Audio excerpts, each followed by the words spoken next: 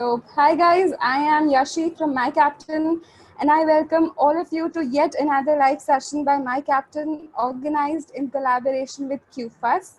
And a huge thanks to the QFUS team for arranging and coordinating with these amazing mentors.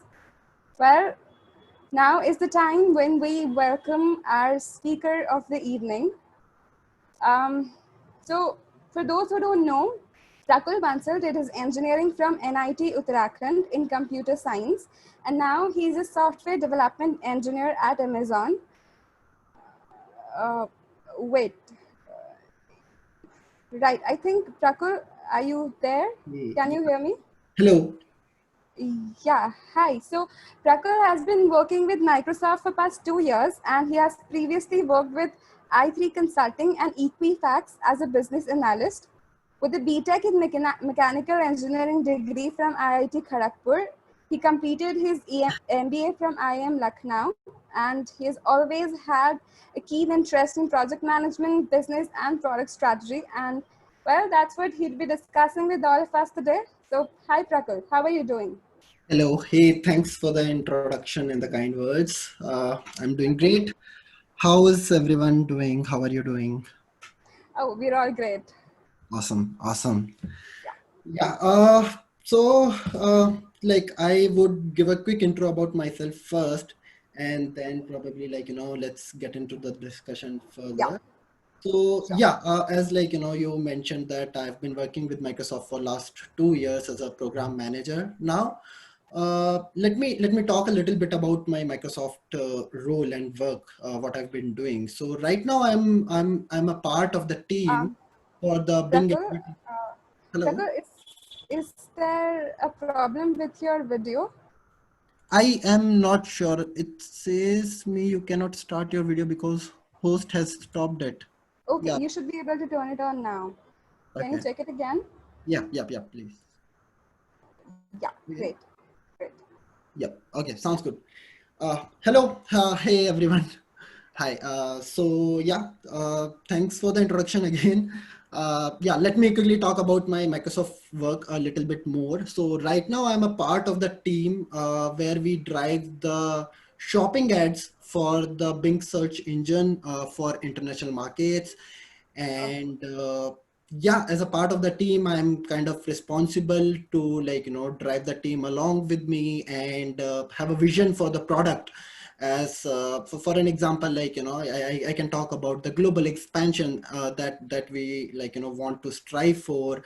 Okay. What should be the new user engaging experience that we can put out in the market, how we can attract advertisers and the users at the same time, and providing both of them with the best of the experiences. So that's a little brief about my current role. Previously I was working with another team in Azure, where I was working with the Q&A maker, which is a Azure Cognitive Service. Okay. So to quickly summarize Q&A maker, it actually means that it's a product where you can create a chatbots out of the information that you might have in a document, in a structured or in a semi-structured form, and Okay. you can just create a chatbot out of it even without writing a single line of code. So Okay. it's kind of a product for known coders, where you can kind of quickly bootstrap your chatbots, support chatbots, internal employee chatbots for any organization, and so on and so forth. Even for the universities recruitment chatbots, we have seen some examples. So that's a little brief about my Microsoft role. Let me quickly talk about myself, what I have been doing previous to Microsoft. So yeah, uh, in 2016, actually, I joined IIM Lucknow for my MBA, so I had got an internship with Microsoft Bing team, where I got involved in developing the AI based gaming experience on Bing, and then eventually landed up with a pre-placement offer, and hence I joined Microsoft right out of my college, right out of my MBA. I'm like now. Prior to that, as you mentioned, I've been working with many companies. So as if I can say it this way, my journey has been till date a lot more exploratory in terms of the roles and the organizations that I've worked and actually looked out for. So you know, think about it, I kind of started my career with Reliance Industries in Jamnagar as a maintenance engineer, and pretty soon I kind of wanted to explore new areas, new industries, new domains, and I landed up in Future First, where I was a trader, full-time trader, and I used to trade interest rate products at Chicago Mercantile Exchange. And yeah, basically, I'm not sure if you have heard of, but if somebody is aware of, I used to kind of trade LIBOR futures. LIBOR is London Bank Offered Rates futures, and I kind of did that for 16 months. It was definitely a roller coaster journey for me. And yeah, after 16 months, I kind of ended to decide my ended to I decided to end my journey with Future First and kind of moved to new roles in analytics domain. So I started my journey with i3 Consulting as a business analyst, and I was pretty new with the analytics domain at that point, to be very honest. But yeah, I learned, I invested my time and energy in learning some fine aspects of analytics, and I was, yeah, so probably I can talk about one of my project there. So I was involved in building credit scorecards for one of the big financial institutions. So just think of it like the CIBIL score that you have as of today, based on your history, based on your profile, based on your demographics and everything. So yeah, we were kind of responsible to come up with such application scorecards, which kind of talks about the customer's credibility and intention to pay back a loan or EMIs, right? And basis on those scores, the loans are either disbursed or not disbursed to the end customers. So yeah, that was there. Then I had two very short stints with Paytm and Equifax again, before joining IIM Lucknow. So Paytm, I was working as a business associate, and I kind of deep dive into the e-commerce funnel, how a customer or how a user comes to to your platform, and eventually ends up ordering a product, for an example. And what would be the customer journey from the initial point, and what are the key filtration points where customers keep getting dropped. And yeah, just to understand what would be the root cause at every stage that the customers are getting dropped, and is it kind of expected out of that customer, or how it works, or is there something that you can actually do to enhance the customer experience, or improve improve the retention basically throughout the funnel. So that was an exercise that I was kind of involved with. That then again, talking about Equifax, it's again a credit bureau, where again I was involved into similar application and collection scorecards, where you talk about either disbursing loans to the customers, or if you have disbursed the loan to a customer, then what is the probability of getting it back, or collecting the amount that you might have disbursed. So yeah, this is this is in brief about what I have done till date. But I forgot to mention, but yeah, I graduated from IIT Kharagpur in 2013 from mechanical engineering. So yeah, hence the journey, so-called exploratory. So I'll stop here for a minute, and I would like to kind of understand from the audience and from from everyone as well, that what is it that you are actually expecting out of this this session. What are the kind of questions that you might have, or what are the kind of domains, or what are the kind of points that you like, you might want me to talk about. So yeah, please. Okay. So mentees, the chat box is open. Go ahead and tell us what are the kind of questions and session you're expecting out of it.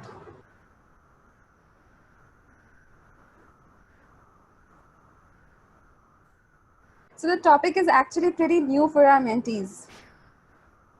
Product management as a topic is pretty new.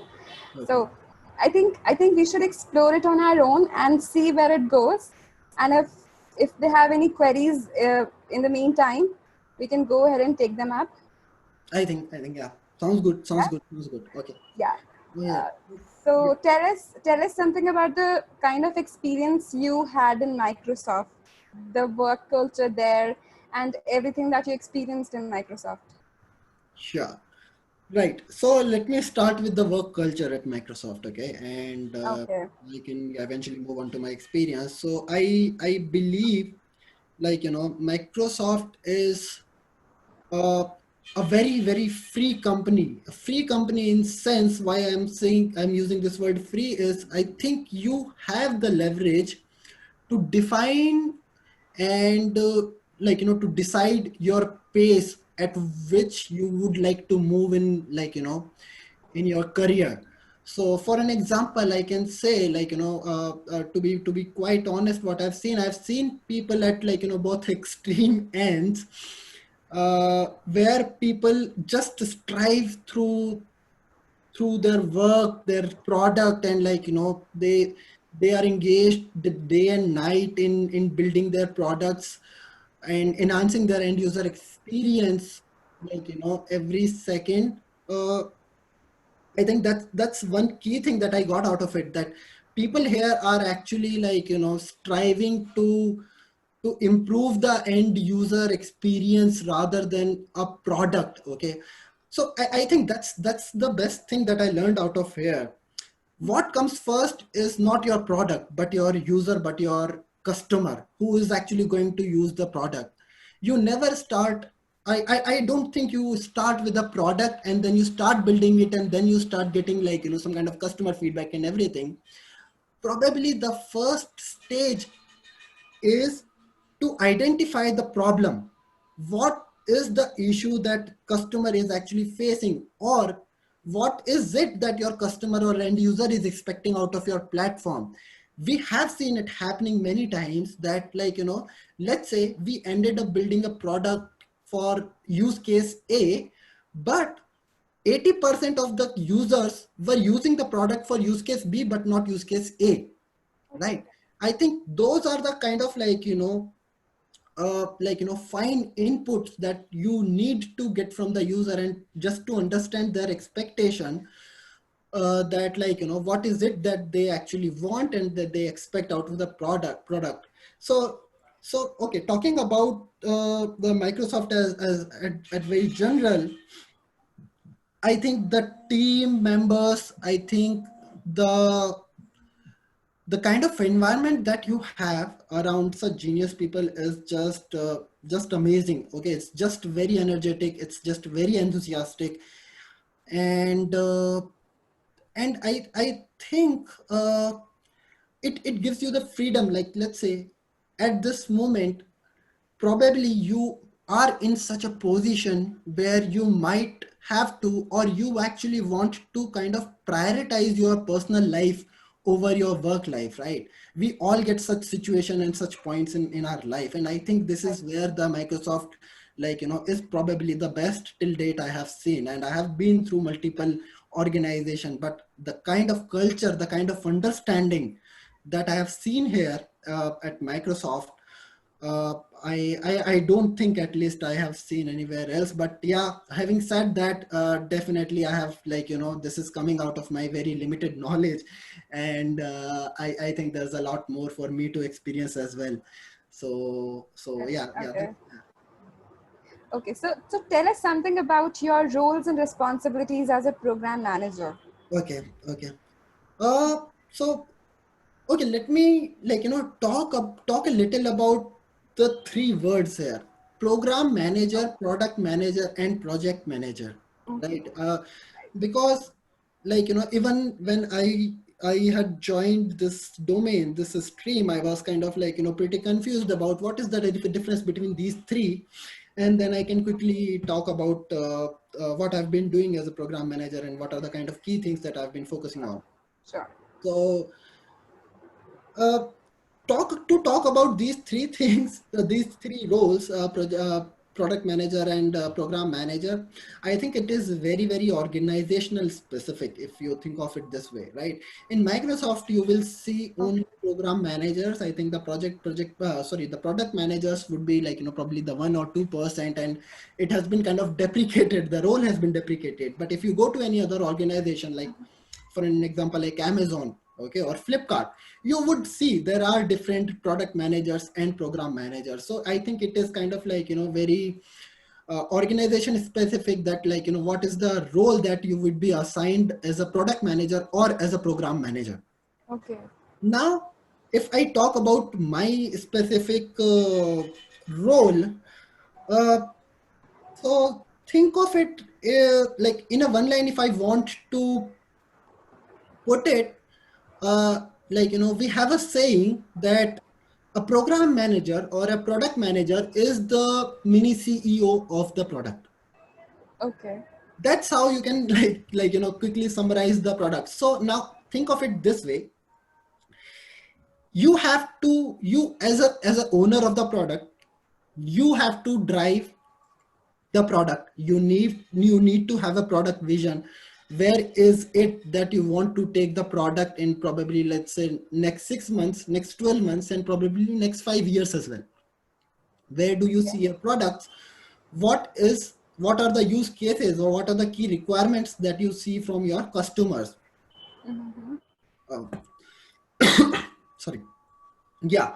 So I think this is where the key product manager or the program manager role starts. Now it does not end here, obviously. So think of it this way: your journey starts from understanding your customers. Okay, you understand your customers. Now, okay, let me call this out. Okay, I will be using this word customer success, customer growth, customer mindset throughout my session, because being a product manager or program manager is all about customer, driving customer growth, driving customer success, driving customer value.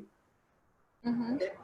Okay. So, yeah. So as a program manager, we say that we have to be customer obsessive. By customer obsessive, I mean you have to think from the customer perspective only, and then you have to drive the product or the service that you are trying to build in a shape which is shippable to the market, or which is servable to the customer.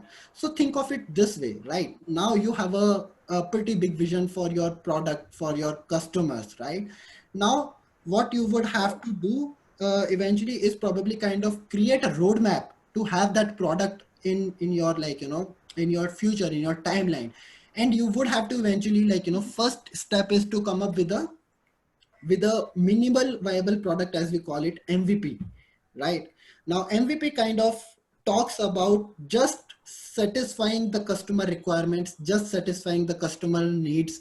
No fancy features, no fancy how do I try to express it, like no Something sorry. a very basic product.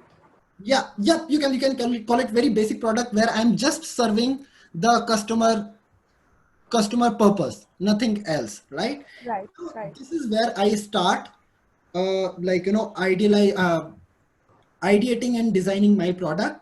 Then designing is one another big part. You have to be very cautious and very careful about the user journey, the user experience that you are going to provide. You need to get multiple times customers feedback, you need to get multiple feedbacks, and you need to reiterate on it multiple times to come up with a customer like uh, uh, uh, customer favoring design, as I can call it, or like, basically the journey should be very intuitive for the customer. I do not need to walk them through the complete product and the customer journey, right?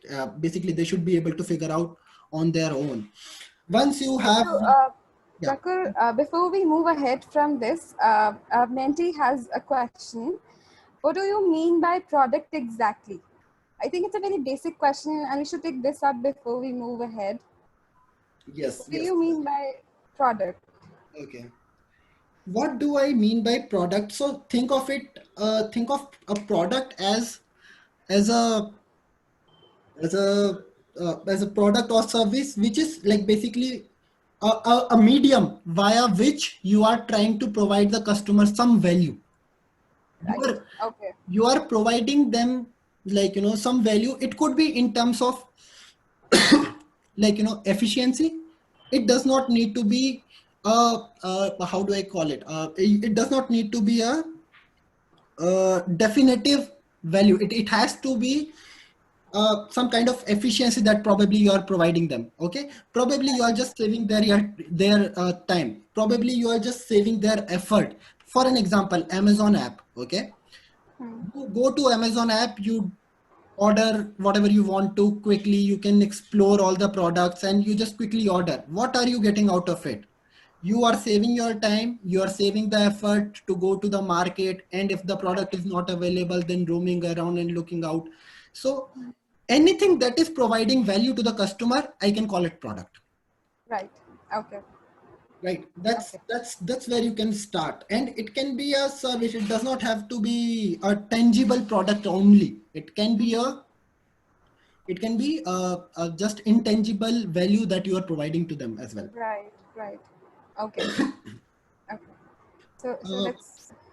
okay, I think it's clear. Let's move on to the topic that you were talking about. definitely. So I was at the MVP part, and I was at the designing part, right? So once you have the MVP design and everything, then you kind of need to. So as a product owner, as a program manager, definitely you are the one who plans out the complete implementation of the product. Okay, you have to tell. So for an example, let's say there are 15 things that you want to get done.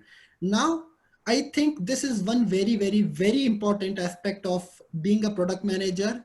You need to prioritize. I think this is one very key aspect of being a product manager. Prioritization. You will always have 100 things to do, but you need to know what are the three things that I want to do in next 30 days. And how do you eventually come up with that is your requirements at that point. Probably this is probably you are at a stage where you are building the product. In that case, you would want to build the MVP. You would want to just build the basic functionalities of the product. Now let's Right. say, in another example, in similar situation, let's say I have built the product 6 months back. Okay, now as of today I have three more new features that I can build or that I want to build. But in last 6 months I have been getting a lot of customer feedback regarding my product quality. Now what do you build three more new features, or do you go back and whatever you have already built and you improve the quality of that? That is one important thing, that like, that is one important call that you will have to take. So I think this prioritization, you will always have to have in mind that what is the need at the moment of the product of the customers, and then you accordingly plan your sprints, your team sprints, and then you kind of like, drive the team meetings in that certain direction, that this is what you expect out of the product, let's say in next 30 days or next 60 days, and this is what you want to prioritize and the focus on right now. That's Okay. just one example, right?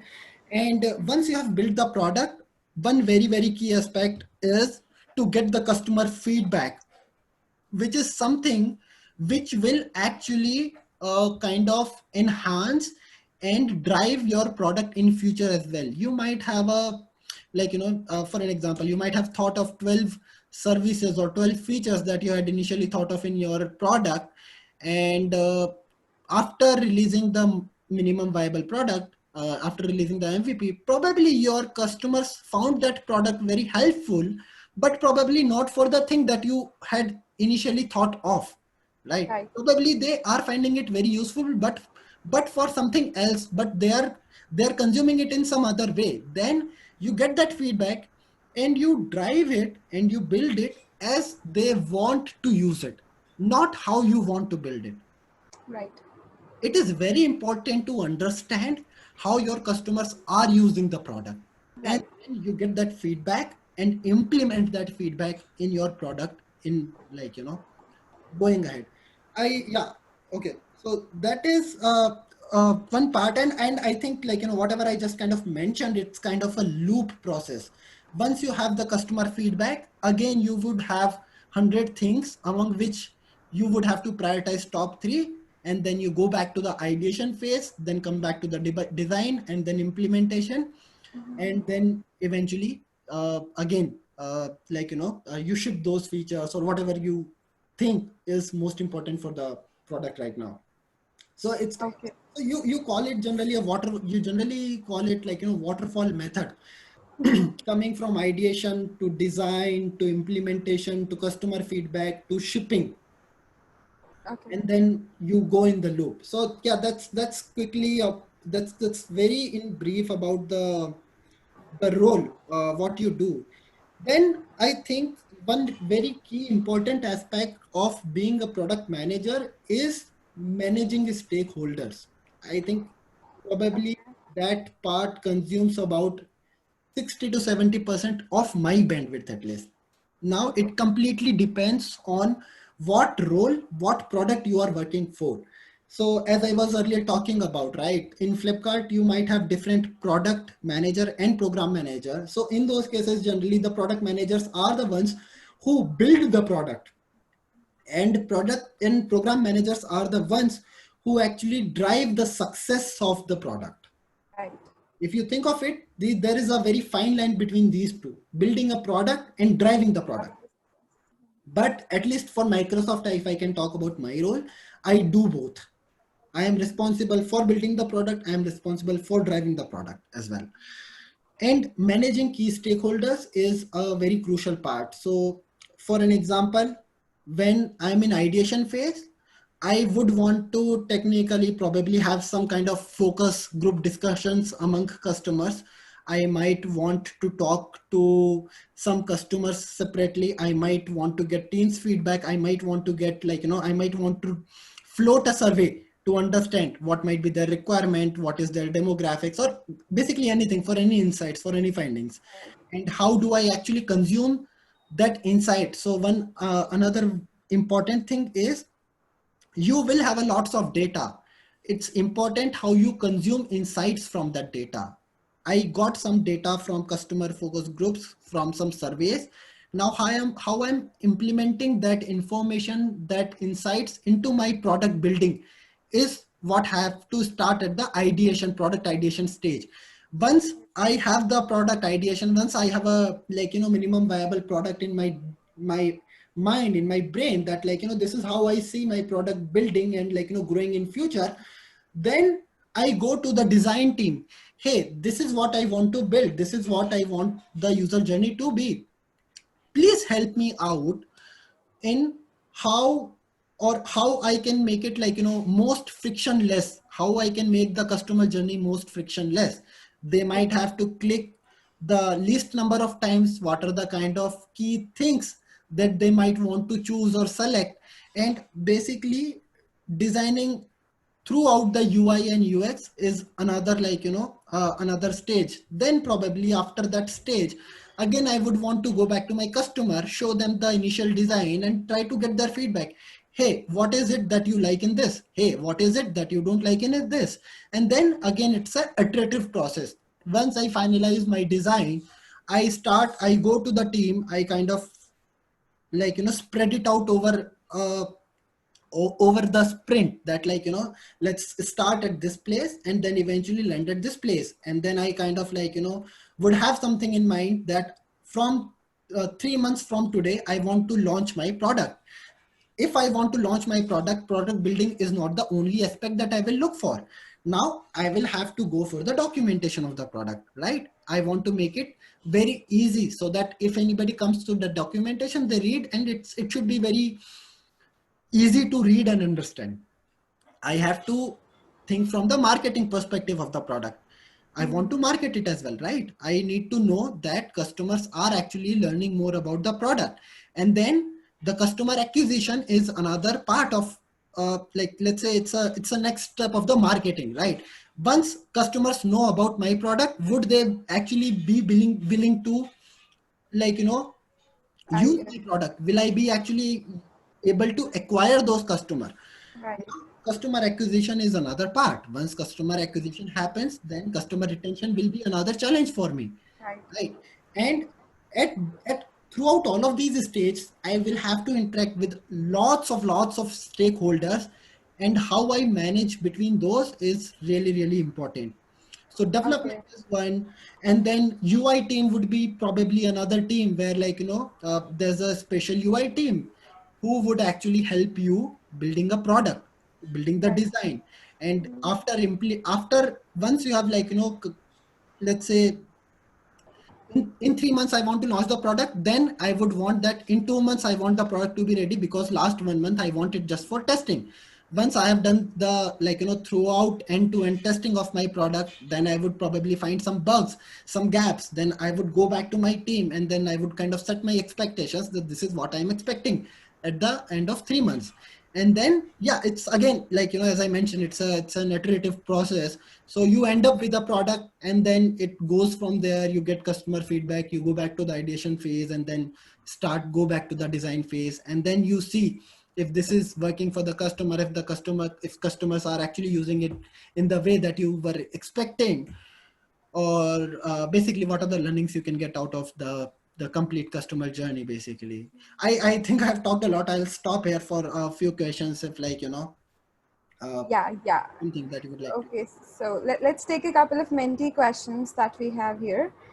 Um, so it's a very interesting question that I want to know what you think about it. Mohammed Rafi is asking, is Microsoft assigning you with any product, or are you coming up with an MVP yourself?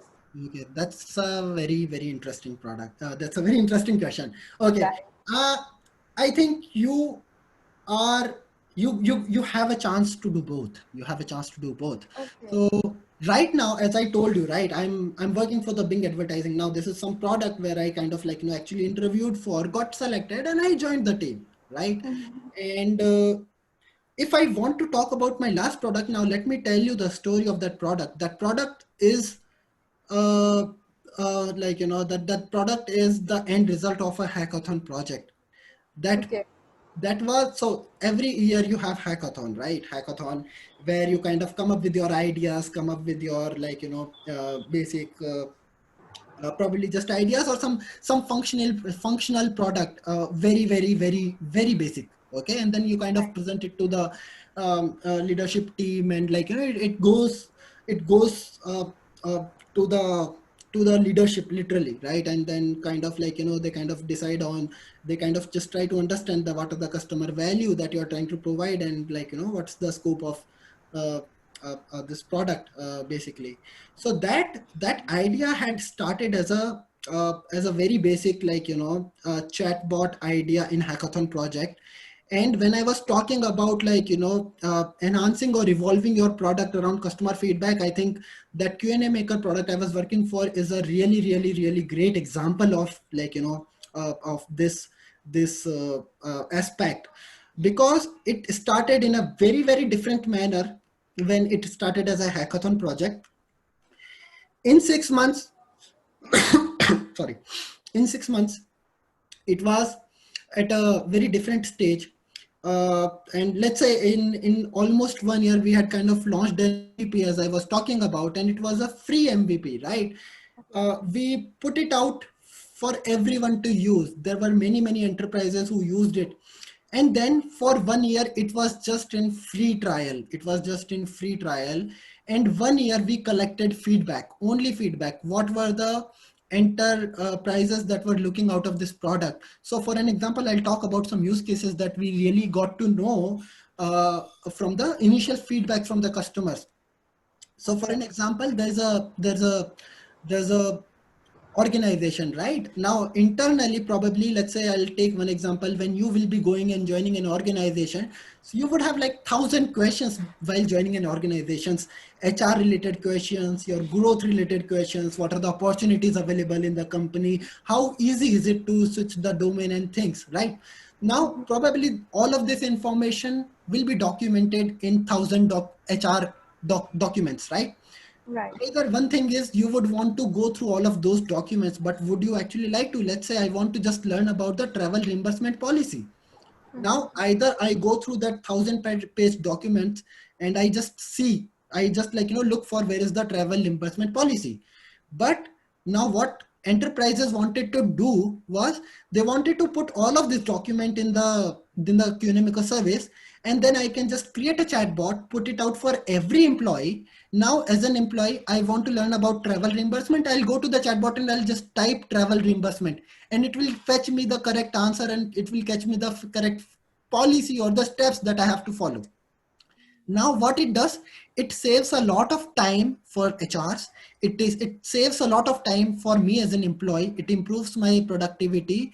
It saves me getting into the frustration mode when I'm not able to find any information, and then I'm like, going back to the organization, say, how do I do this, and I'm just like, kind of following up on the same thing again and again, right? This is one case.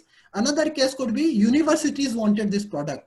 We had never thought of this use case, but universities wanted it because during the enrollment season, right, people have so many questions regarding what are the courses available, what is the fee structure, right, what are the career opportunities, and so many, and so on and so forth, right? Now universities kind of wanted to build that product, build that chatbot, and put it out on the university's website and put all the information there, and you just as a user or customer go and ask your questions. That saves a lot of time for the end user and for the universities as well. Third example could be just IT support bot, right? We have all IT support in organizations. We all face IT related changes, related issues, and there is one way I can go log a support ticket and ask 1,000 questions and then wait for them to come back to, like, just probably take a basic look at my system and change things, right? Or I can create an IT support bot where I can just go and tell that this is the issue I'm facing. Is there any basic troubleshooting that I can do? That saves a lot of time again for Right. me. So these are like, these are such cases, these are some cases which we got to learn about, and we kind of evolved that product from stage 1 to, let's say, stage n, where we kind of understood, like, what they wanted to do. After a point, we learned that they want rich features, they want rich text, they want to be able to, like, show some images in the chatbot also, probably some videos also. That's one learning that we got from their customers again. Then again, we went back and we kind of enriched our, like, the corpus. So I think, yeah, that was one journey where, starting from the, now that was a product that you were coming up with yourself, right? As a project, as a hackathon project, and that landed up in being a multi-million product for Microsoft in True. a few years. So yeah, it goes both ways actually. Yeah. Okay, okay. So to become a program manager, I think you require a good hand at coding and technical skills as well as management skills. And we have a lot of business and tech enthusiasts who probably want to move into this field. So what are the skills required for people who want to build their resumes? Some skills that you think are important. Okay, okay. Let me like, go back a little on what you said, the coding skills, right? I will be completely honest with the audience. I am zero at coding. Other than some data analytics coding, I don't know any coding at all. I have never coded. As I told you, I'm a Okay. mechanical engineering. I traded. I kind of did analytics and everything, but I never coded till date in my life. So for being a product manager, Okay. at a very basic level, you don't have to you don't have to code. You don't have to know how to code. That is the basic thing I wanted to put out. Don't have this myth, but it might depend a lot on the product that you might be working for. For an example, if you are working for an Azure technology where you need a lot of technical knowledge, right? Then you just kind of need to know what would be the requirements there, or how would you be able to kind of like, serve customer purpose, or what are the kind of latest capabilities that are available in the market, right? If you are aware of those, you are not actually going and building your product, or you're not going and coding the product, right? You need to know what is available and what would be the best in the market to use right now. So you should have the knowledge, but knowing the coding might not be the basic requirement of being a product manager, is at least my Okay. understanding till now. Okay, but now, just to be a product manager or to be a program manager, let me talk about a few characteristics I feel that are like, are keys uh, to be a good product manager. So the first thing is, again, I'm going back to my point zero. You have to be passionate about ensuring customer success. You have Okay. to be passionate about understanding customer success, and you have to have good listening skills, where you are actually like, hearing customer feedback and just trying to get the insights that what are they looking for. I will tell you one example, like, in many cases, customer customers don't know what they actually want. They might tell Okay. you a scenario that, yeah, this is what I want, this is, if you have this, it would be really great. But sometimes you have to read between the lines, and you just actually have to understand what are their requirements, and probably kind of craft those requirements in a manner, uh, and then just go back to them and just ask them that, hey, does this suffice your requirements, does this give you satisfaction enough? And then if they say yes, awesome, you go ahead, start the designing and the implementation process. If no, you go back, you reiterate on your ideation phase. Right. Another key thing is, how do you turn data into insights that drives the product investment? Again, for an example, at this stage, you have 1,000 things to do. Now, whether do you want to actually build new features, or do you want to go and improve the quality, right? Or probably you want to do a combination of both, right? Okay. That's one thing. I'll kind of tell you, like, what I used to do to come up with the priorities. So generally what we used to do was, we used to kind of like, let's say there are, I talked about 10 things I want to do, right? Now I would kind of like, segment these 10 features or 10 things that I want to do in multiple buckets. One would be customer value, right? My customer value out of this feature is high, medium, or low, right? That's something that I would prioritize on. Second thing I would look at is the kind of efforts or the kind of engineering investment that I would have to do, right? Would it be again high, low, or very low, or medium, right? Then third would be the challenges to build that engineering system. So if the problem is easily solvable, now think of it this way, how I would prioritize. I would prioritize the things which provide the customer value, most customer value with the least of the efforts, right? And that's how I can keep prioritizing. And in some cases, I might want to prioritize a new feature.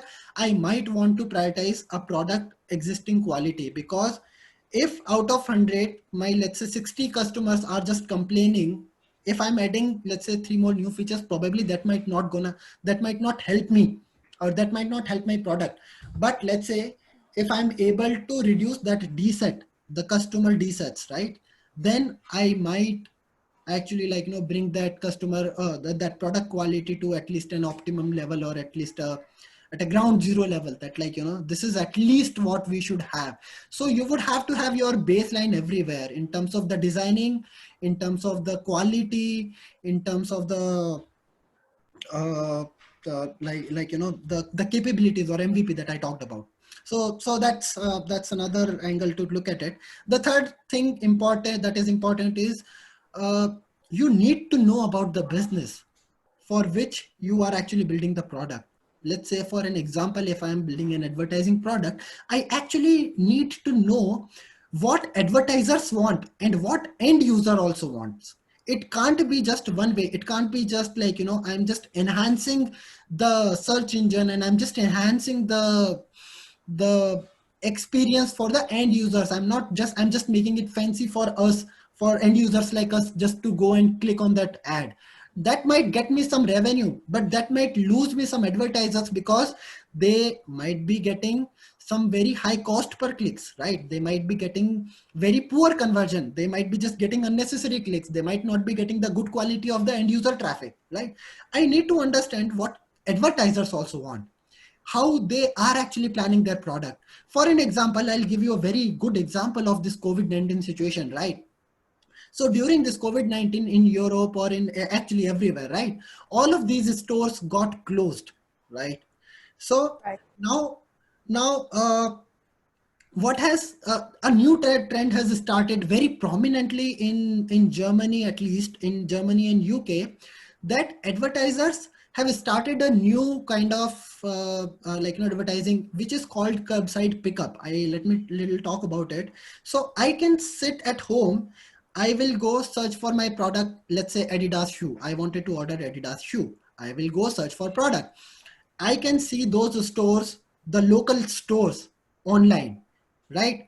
I can go search through their catalogs and I can order the product. Now, one way is I can go and I can pick up the product from their garage or from their store. So what they have been doing, as their stores are closed, they are putting their catalogs online. The local stores are putting their catalogs online, and they are just kind of like, going with this new trend where people do not want to engage in a crowded store.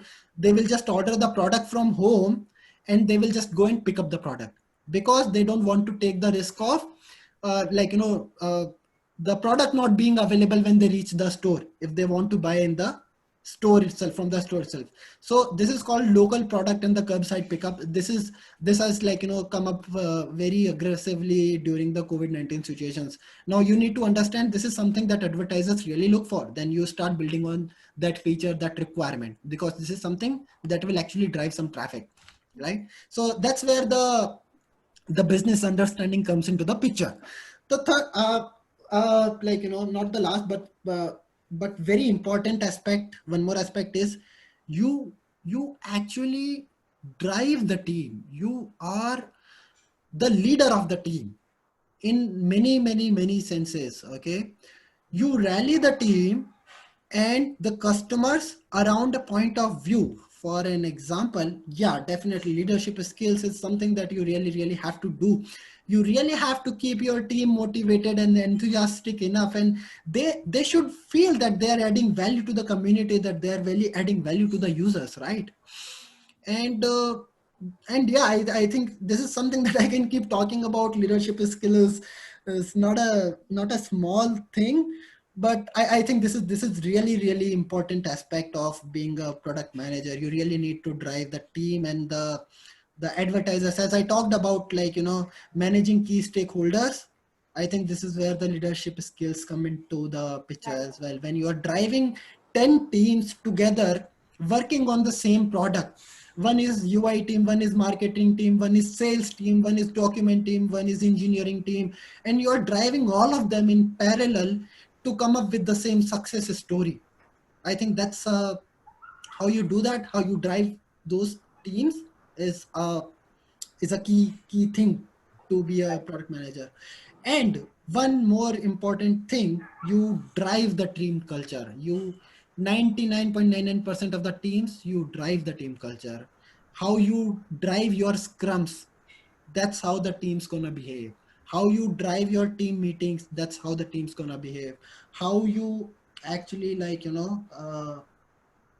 yeah, basically, I think it's you who drives the work culture overall. It's not only the team, it's you who drives the work culture, and it's very true.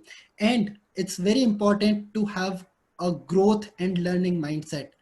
Never be afraid of failures. Never be afraid of failures. Let me put it this way, okay? We have been doing experiments. So let me tell you, at this in this team, right? We run over 900 experiments a month, and probably 500 600 of them fail and we don't eventually land with those experiments. But it's very, very, very important to be dynamic and to keep experimenting with your product. And even if that fails, you get some learning out of it. It's never a failure.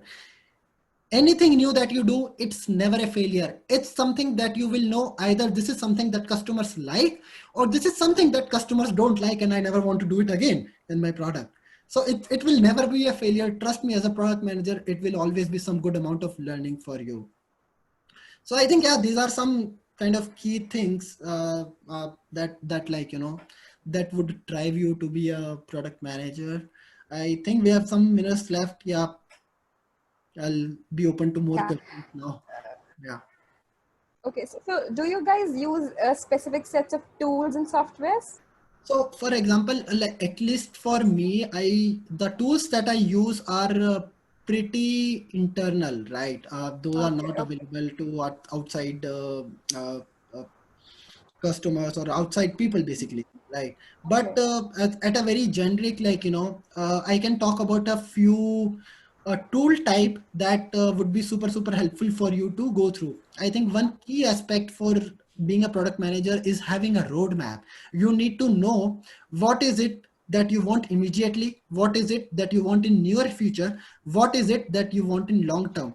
And having those values in mind, having that product roadmap in mind and putting it in a roadmap tool. I think there are multiple roadmap tools available out there. Put it out there. I think it helps you a lot in having the clarity to focus on the priorities at the moment and not getting distracted with different things. Another thing, important thing, is to have interaction with the UI and UX tools. That's Okay. very important. That's very good. One another key important thing is how do you track your key metrics, customer key metrics, right? Either you build your own dashboards or you pick some available tool in the market which you actually use to kind of track customer success metrics, like, X customers actually onboarded my platform, X by 2 customers actually proceeded with that journey. And going back to that e-commerce funnel example, you need to understand your customers funnel. Where are they getting filtered out? Is the challenge acquisition or is the challenge retention, or is it something that they are facing struggle with and at a stage that they are getting dropped? So you need to understand, you need to drive that as well. So there are some basic key tools which you can use to, like, understand and drive success metrics. The third thing would be data. I think if you have some kind of knowledge with R, Python, any kind of data tool, SAS, SQL, anything works, right? Now it might depend from organization to organization what they use, but it's really, really good to have that basic understanding of what you want to get out of data and have that hands-on on the data, so that, like, you are not always dependent on other people to get that insight, to get the data. Because I think data is one thing that you live with as a product manager, and it's something that it will always help you make any decision. So any decision that you are making, 99.99% it would be data based decision. 0.01% would be your gut based decisions,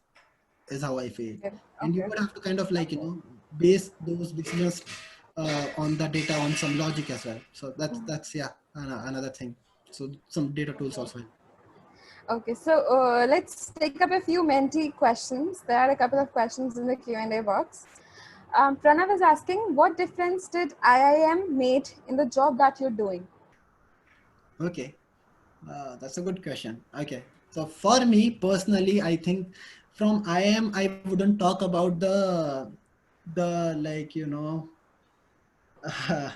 the course learnings. Okay, probably from the course learnings, uh, I had probably 20% of the help what I'm actually kind of, like, implementing right now. But what I learned as a person in IIM, okay, how to prioritize my things, okay, in a B school, how do you invest your time, how you Right. prioritize your things. I think I think that's a key learning as a person you will have. So I think as a person, as an individual, I had so many learnings from IIM or from a B school, right? I think those are helping me much more to be a like, a good product manager, or at least like, trying to be a good product manager, like, where I'm trying to be. But talking about the key learnings, definitely what helps you is, so B schools definitely how give you an overview of how to look at, like, business as an overall, how to look at multiple aspects of the business, probably not just finance, probably not just customer, probably not just marketing, probably not just sales, but how all of these come together to create a success story. I think that's the view that I got from B school.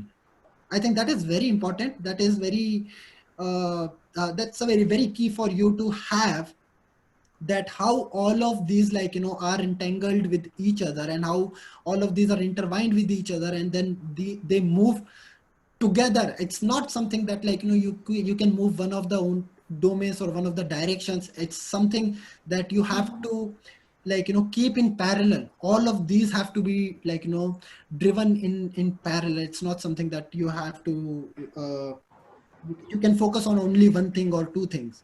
It's something that you'll have to focus on everything.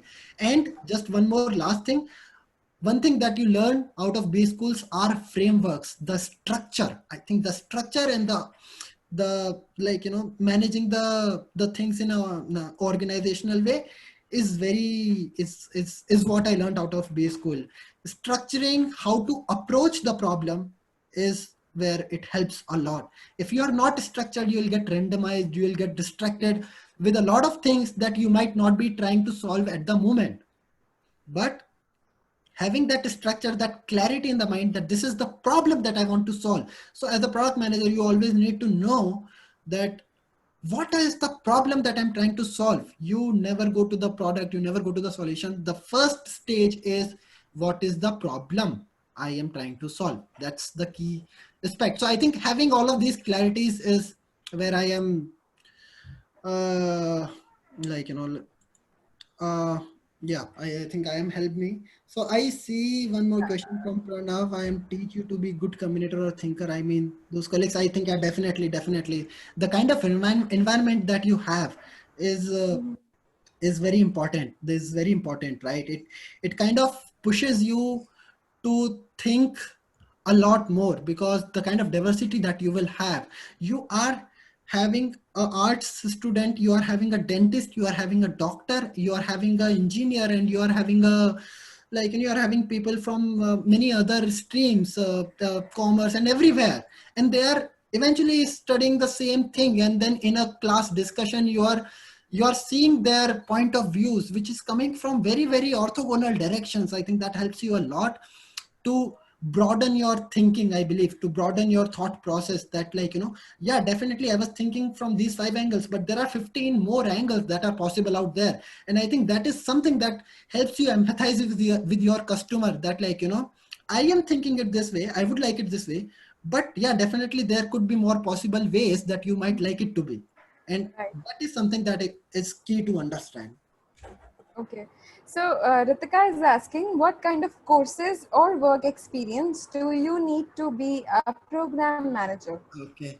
So, okay, in a very brief, generally either uh, the industry standard has been either they look for an MBA student, okay, and that's Okay. how I landed up here as a product manager, Mhm. or if even it's not a mandate also, okay, even if you have some product manager, or let's say even some experience around building a product, then I think it might be a little difficult, it might be a little challenging, you might have to pursue a little, but you can definitely change your stream from a product team to a product manager as well. So let's say you have been working for any organizations in a few years, where you are building for a you're working for a product, you are building that product. If you try to understand, if you try to get that understanding, that view of the product that you are actually working on, if you then I think that also helps you a lot in terms of moving to the product manager direction. Having said that, MBA is preferred, but is not a mandatory requirement, because I've seen people who are not MBA and are working as product managers and are my colleagues. Okay. So, yeah. Okay. Okay. So that was about tier one colleges. What about tier two and tier three colleges? What are the chances of getting entry into an organization like Microsoft then? I think it's okay. It shouldn't matter too much. Definitely, I will be pretty honest. Sometimes some organizations do have some kind of filtration in their hiring process. Okay, some kind of preference, probably if not filtration, some kind of preference in their hiring process. But I would not say that it's not possible. Okay, definitely, if you are coming, at least I can talk about the Microsoft. Okay, once you are at least shortlisted, right, then it depends like entirely on your interview, at what role, at what level, at what yeah, you are being hired for, at what role and what level. It completely is decided by your interview. And it's not that if you are from a tier 2 or tier 3 college, you will not get an opportunity. Yeah, it might, it might not be easy that right out of college, if you apply for Microsoft, probably they might be rejecting you at the first stage, because they might be having better candidates. In sometimes they might, if they don't have better candidates, yeah, definitely they would probably give you a chance as well. But I don't think it's a blocker that you will not be able to work for Microsoft, or if you are from a tier 3 college or tier 2 college. I think the opportunities are pretty much out there for everyone. I have many colleagues who are working who are from tier 2 and tier 3 colleges, BTech and MBA both. so Okay. so I think that should not be a challenge. And if you feel you are getting blocked somewhere there, please do reach out to me separately. I'll be more than happy to help you with anything that I can. Thank you. Thank you for that, Prakar. Okay, so if I'm a fresher and I want to apply for a job at Microsoft, how should I go about it?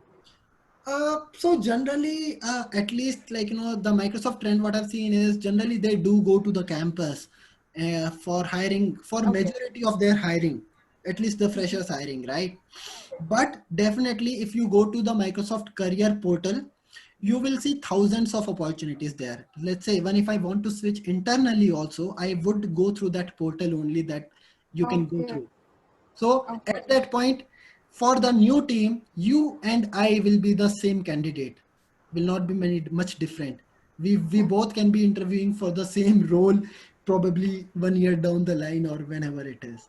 So you can go through that portal. There are so many streams: sales, marketing, engineering, product, and so on and so forth. Go to the stream that you relate most to. Look for the roles. If you are just out of college, then go to the initial level roles, right? Probably SDE1 or PM1 or whatever you are just trying to look for. Then I think just go and apply there. And if you need my help, if you need some of my reference, I'm more than happy to help. You can always reach Great. out to my LinkedIn. Great. Great. Thank you for that, Prakar. I think that's it for questions today. A lot of questions in the Q&A box are quite similar and you've already answered them. So I think that's it for today. Before we wrap up the session, we'd like to know how we can connect with you after the session. So maybe drop your email address in the chat box or your LinkedIn Just, profile, maybe. just a second. I just typed my email address. I Great. and you can just, I'm most available on LinkedIn as well. So please feel free to reach out to me. I can just paste my LinkedIn email as well. Just give me. Yeah. And guys, while Prakul is doing that, please do me a favor, do us a favor and fill that feedback form so that we know what to serve with you in the future. The link to the feedback form is in the chat box. I'm pasting it again. Do fill the feedback form. And thanks a lot to all of you who joined today for the session. It was a really insightful and informational session, Prakul. Thank you so much for coming here. And thanks a lot to the QFIS team for arranging for such amazing mentors for all of us. If you guys want to visit or check out QFIS, maybe you can check out them at their website, qfis.com. Yeah. Thank you And for organizing this session. Thank you for inviting me. I think it has been enlightening for me as well. I think it is really good to interact with the students as well. I see Souvik, you have a question. Please feel free to reach out to me on LinkedIn, as I know it's already quite late and people might want to drop off the call. So just feel free to like reach out to me on LinkedIn and we can talk separately, and I can help you there. Okay. great. Yeah, please do provide some feedback for me as well. And yeah, that's it. That's all I had. Thanks a bunch. Great. Thanks a lot. Great. Thanks a lot, guys, for joining in. And I know you guys have a lot of questions. We'll take them up in the further sessions. So stay tuned for more such sessions and have a very good night. I'll see you again sometime. Thank you so much, Prakwal, for joining us. Thank you, It's been a everyone. pleasure. Thanks a bunch. It's my pleasure. Bye-bye. Have a great day. Bye bye.